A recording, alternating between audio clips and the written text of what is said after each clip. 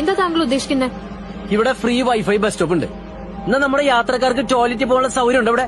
അതല്ല ആദ്യം വേണ്ടേ? ഇതെന്തുട്ട് വികസനാന്നാണ് പറയുന്നത്? ഇതേ പ്രഹസനാണ്. ഇവിടെ ഫ്രീ വൈഫൈ കൊടുത്ത് നിങ്ങളെ പോലത്തെ യൂത്തമ്മരെ ഉറക്കി കിടത്താണ്. ദാ അവിടെ എഴുതി വെച്ചിട്ടുണ്ടല്ലോ ശ്രീ ശക്തൻ രാജശേഖരൻ വകാന്ന്.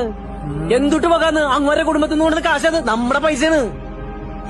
25 ലക്ഷം രൂപയെ ഒരു വീട് പണിയല്ലോ. ഒരു പട്ടിക്കൂടാണ് പണിത് വെച്ചേക്കണ ഇവിടെ. അതാ ഞാൻ പറഞ്ഞത് മുഴുവൻ പ്രഹസനാന്ന്. ജോയ്ക്ക് പേടിയില്ലേ? എന്തുട്ടിന്? ബഹുമാനം കിട്ടുന്നിടത്ത് വേണം അത് കൊടുക്കാനായിട്ട്. ആരാണ് അയാള്? നമ്മുടെ പണിക്കാരനാണ് അയാള്. നമ്മുടെ എല്ലാവരും പണിക്കാരൻ. നമ്മൾ വോട്ട് ചെയ്ത് നമ്മളെ പണിക്ക് വെച്ചിരിക്കുകയാണ് അയാളെ. ശരിയല്ലേ? നമ്മൾ ഒരാളെ പണിക്ക് വെക്കുമ്പോ നമ്മൾ നോക്കില്ലേ അയാൾക്ക് പണി ചെയ്യാൻ അറിയോ, അതിനുള്ള ആരോഗ്യമുണ്ടോ, കള്ളനാണോ എന്നൊക്കെ. CM-ന്റെ കാര്യത്തിൽ നമ്മൾ ആരെങ്കിലും അത് നോക്കിയിട്ടുണ്ടോ? കള്ളനല്ലേ അയാള്. പൊളിറ്റിക്സ് കളിക്കാനല്ലാതെ അയാൾക്ക് ഈ പണി ചെയ്യാൻ അറിയില്ല, അതിനുള്ള ആരോഗ്യവും ഇല്ല. അത് നിങ്ങളും അയാളും മറന്നു എന്നുള്ളതാണ് ഈ നാട് ഇങ്ങനെയാണുള്ള ഏറ്റവും വലിയ റീസൺ. ഈ ഇലക്ഷനിൽ അയാൾ ജയിക്കണോ വേണ്ടയോ എന്ന് തീരുമാനിക്കേണ്ടത് നമ്മളാണ്. കാരണം എന്താണെന്നറിയോ? നമ്മളാണ് രാജാവ്.